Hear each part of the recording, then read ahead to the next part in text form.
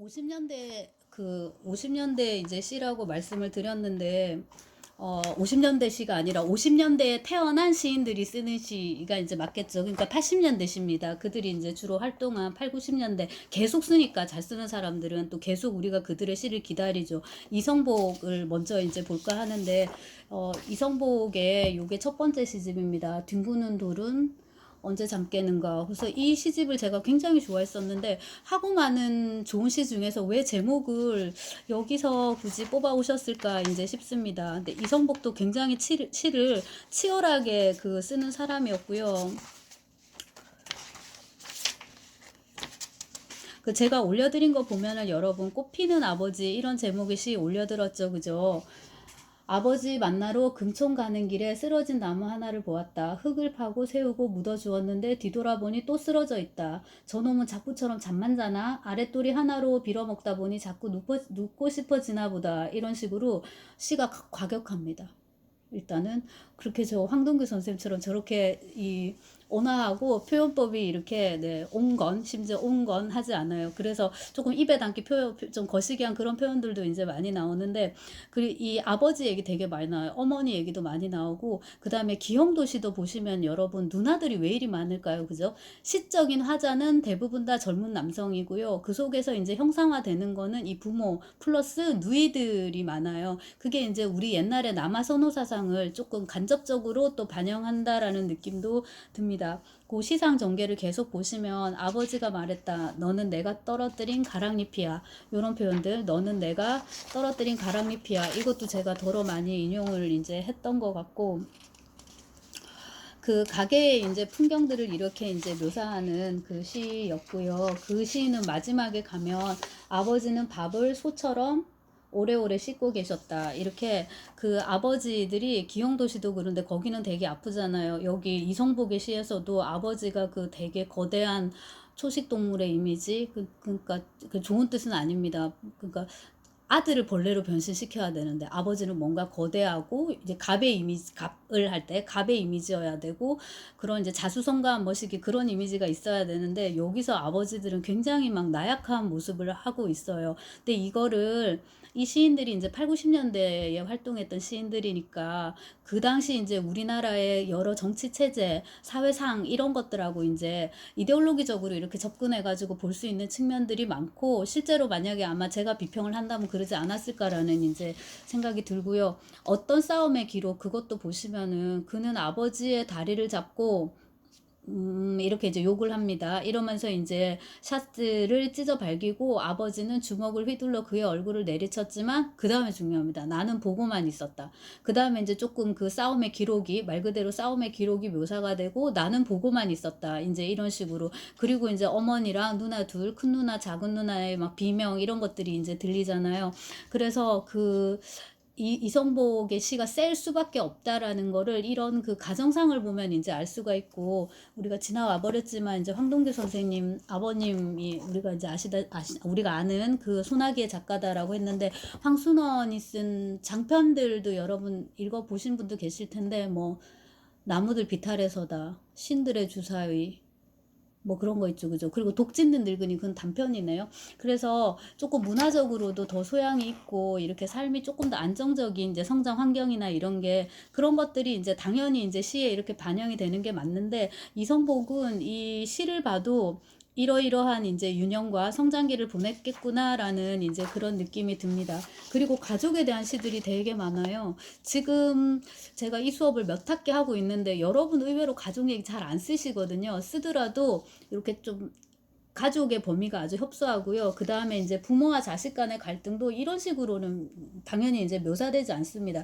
그 다음에 전에도 잠시 언급했던 것 같은데 할머니, 할아버지 요양원 가거나 이제 가네 마네 하는 그런 얘기들 조금 언급하시고 하는데 이 무렵에 이제 시를 보면은 이 가족 이라는 게 이 젊은 시인들, 남성 시인들에게 얼마나 큰 굴레로 다가왔는지 그래서 전부 다 시에다가 그 얘기를 많이 쓰는데요. 이성복도 마찬가지입니다. 어떤 시는요, 제목 자체가 이렇게 가족 풍경.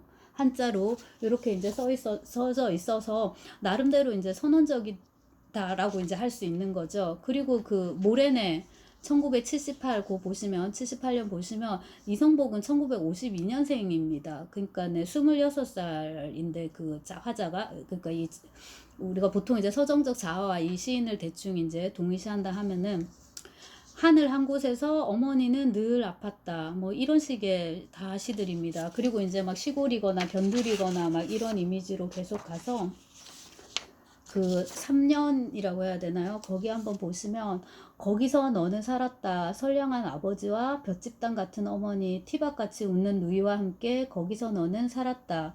기차 소리 목에 걸고 흔들리는 무꽃 꺾어 깡통에 꽂고 오래 너는 살았다. 더 살 수 없는 곳에 사는 사람들을 생각하며 우연히 스치는 질문. 새는 어떻게 집을 짓는가? 뒹구는 돌은 언제 잠 깨는가? 여기서 제목을 가지고 온 거예요. 자, 풀잎도 잠을 자는가? 대답하지 못했지만 너는 거기서 살았다. 이렇게 이제 쭉 가는데 그 유년의 뜰, 유년의 기억 같은 이제 이런 것들이 이 1차, 1번 시집, 이 누구야 우리 이성복 시인의 그거를 이제 많이 이제 그런 시들이 많고 그 다음에 좀 이따 보겠지만은 기용도 하고 상당히 비슷한 느낌을 주는 시들이 많은데 비유도 그래요. 여러분 티밥 같은 뭐 누이의 미소, 티밥 여러분은 뭔지 모르잖아요. 잘.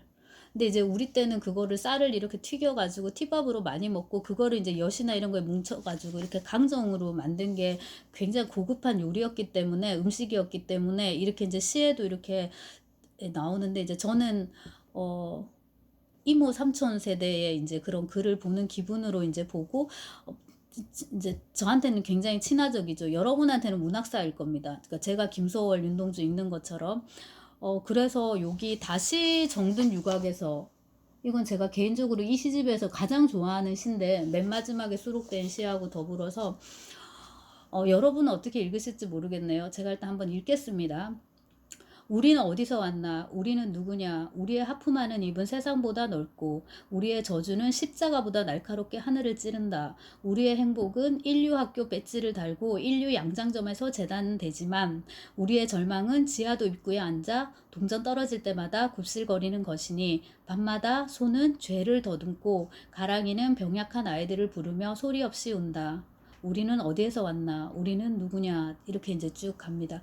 그래서 보면은 그 누구보다도 철학적이고 형이상학적인 시를 쓴 이제 시인으로 이제 이성복을 저는 기억을 하고요. 굉장히 지적입니다. 근데 근데 이런 어떤 이런 지성미가, 그러니까 이런 지적인 요소가 이성복 씨의 이렇게 핵심적인 요소인데 굉장히 감성적이고요. 키워드를 하나 뽑으라면 죄, 악이에요. 그러니까 두 개가 되죠. 여기도 지금 죄만 한자어로 딱 선생님이 딱 써놓으셨는데 요 죄랑 악 있죠. 악인데 이성복은 서울대 불문과를 나왔습니다. 앙드레치든가 뭐 그걸로 해갖고 박사 논문 써 아무튼 박사학위까지 이제 받으신 분인데 그 보들레르의 악의 꽃 있죠, 여러분. 레플레크 뒤 말인데요. 그 말 악에 해당하는 프랑스어 단어 mal이 악이지만은 동시에 고통입니다. 그래서 그게 그 이성복 시를 읽으면은 그 느낌이 굉장히 강하게 와요. 그러니까 죄나 악, 죄악에 대해서 시인이 굉장히 예민하게 반응했다라는 걸 알 수가 있고 결과적으로 이제 이성복이 많은 시를 냅니다. 뭐 그 여름의 끝, 뭐 입이 없는 곳들, 뭐 나무는 무슨 등을 뭐 높이 펴고 뭐 이렇게 해서 시가 많이 있는데요. 요건 제가 지금 또 갖고 있네요. 입이 없는 것들. 근데 나이 드시고 나서 요런 시를 내거든요. 레어의 반달한데 딱 들어봐도 이거는 불교다 싶잖아요. 근데 이제 이성복은 그 전부터도 그러니까 20, 30대 이때부터도 불교 경전에 관심이 많았던 걸로 그 이후인가 아무튼 이제 들었는데 그 어릴 때 시를 읽어보면은 결국 거기서 해법을 찾을 수밖에 없겠다라는 생각이 드는 게 야한 표현, 그러니까 육적인 표현도 육체적인 그런 표현도 많고요. 그거를 이제 죄와 악, 원죄 막 이런 것들하고 이제 연결을 시키는데 거기서 기독교식 원죄로 가기보다는 오히려 이제 불교식 그 불교식 원죄는 아니고 그걸 뭐라 그러죠? 업보 그쪽으로 이제 더 가는 것 같더라고요. 그리고 이제 이연도 읽어보면 철든 그날부터 변은 변소에서 보지만 마음은 늘 변본 자리를 떠나지 못하고 이런 표현이 있습니다. 좋죠. 네, 우리는 정든 마국간을 떠나지 못하며 조금 건너뛰어서 스캔들이 터진다. 색이 등등한 늙은이가 의붓딸을 범하고 습기 찬 어느 날 밤 신혼부부는 연탄가스로 죽는다. 알몸으로 그 참 구경 좋다. 이런 표현들을 쓰지 않으면 안 됐던 것 같아. 20대의 이성복음. 근데 단어 자체가 색, 범, 뭐 이런 것들 자체가 나중에 이제 그가 이런 불교적인 뭘로 가는 거가 좀 이해가 이제 되고, 그런 인간의 나약함이라든가 우리의 이런 그 도스옙스키 표현으로 우리는 악덕하고 나약하다고, 대부분의 인간은 이런 이제 나약함과 악덕함을 이렇게 이제 시적으로 근데 굉장히 지적으로 이렇게 표현을 하시는 거잖아요. 그러다가 이제 그거에 대한 해답은 시인도 늙어가고 그쪽으로 이제 불교 쪽으로 이제 갈 수밖에 없겠구나라는 이제 생각이 듭니다. 이게 시가 길어요, 여러분. 이렇게 이제 전개가 되다가 이 오연인데 보면은 이렇게 이제 그래픽적으로 이렇게 시어가 이렇게 분리가 됩니다. 분해가 되는데 이런 것에도 우리가 조금 어떤 의미를 부여할 수가 있을 것 같고, 그 다음에 이제 그 이 이성복의 첫 시집을 장식하는 마지막 시가 역시나 사랑시입니다. 최고입니다. 이제는 다만 때 아닌 때늦은 사랑에 관하여, 이제는 송곳보다 송곳에 찔린 허벅지에 대하여, 말라붙은 눈꺼풀과 문드러진 입술에 대하여, 정든 유곽의 맑은 아침과 식은 아랫목에 대하여, 이제는 정든 유곽에서 빠져나올 수 없는 한 발자국을 위하여, 질척이는 눈길과 하품하는 굴뚝과 구정물에 흐르는 종소리를 위하여, 더럽혀진 처녀들과 비명해간 사내들의 썩어가는 팔들과 꾸들꾸들한 눈동자를 위하여 쭉 갑니다. 여기 요 더럽혀진 처녀들, 비명간 사내들 이런 것들, 이런 이제 그 비극의 이미지, 이런 처연한 느낌이 일정 부분 시대상하고도 연결이 되고요. 쭉 내려와서 정든 유곽, 어느 잔치집, 어느 상갓집에도 찾아다니며 피어나고 떨어지는 것들의 낮은 신음소리에 맞추어 녹는 것, 녹은 것, 구부러진 것, 얼어붙은 것, 갈라터진 것, 나가 떨어진 것, 옆에서 한 번, 옆에서 한 번만 보고 싶음과 만지고 싶음과 살 부비고 싶음에 관하여, 한 번만 부여안고 휘 돌고 싶음에 관하여, 이제는 때 아닌, 다만 때 아닌, 때늦은 사랑에 관하여. 묘하게 비극입니다. 네. 다만 때 아닌, 때늦은 사랑에 관하여. 이제 이렇게 해서. 그리고 이제 이 행복 없이 사는 훈련, 이성복의 시세계 해서 첫 시집에 요 발문이라고 해도 좋고 해설이라고 해도 좋은데 요걸 쓰신 분은 또한 이제 황동규입니다. 그래서 한 시절 문학과 지성사가 얼마나 위대했는지를 제가 이번에 시집을 뒤지면서 다시 한번 이제 실감했는데요. 그 무렵에 이제 시는 창비하고 어디 문지가 이제 시뿐만 아니라 소설도 그렇고 정말 쌍벽을 이루었는데, 특히나 이제 그 시의 경우에는 세계사가 있습니다, 여러분. 그래서 세계사 시인선 해서 이제 세계사에서 또 시를 쓸만한 시들이 굉장히 많았어요. 많이 읽었던 것 같고요. 그 다음에요. 그 민음사는 이제 그때부터 세계문학, 외국문학이 조금 강해가지고, 그 왜냐하면 이제 회장님이 불문과를 나오셨기 때문에 서울대, 그래서 이제 친구들도 또 그렇게 외국문학 하는 사람들이 많고, 그래서 외국 이론이나 이런 것들을 많이 소개를 했었는데, 물론 그렇게 치면 문지도 그렇습니다.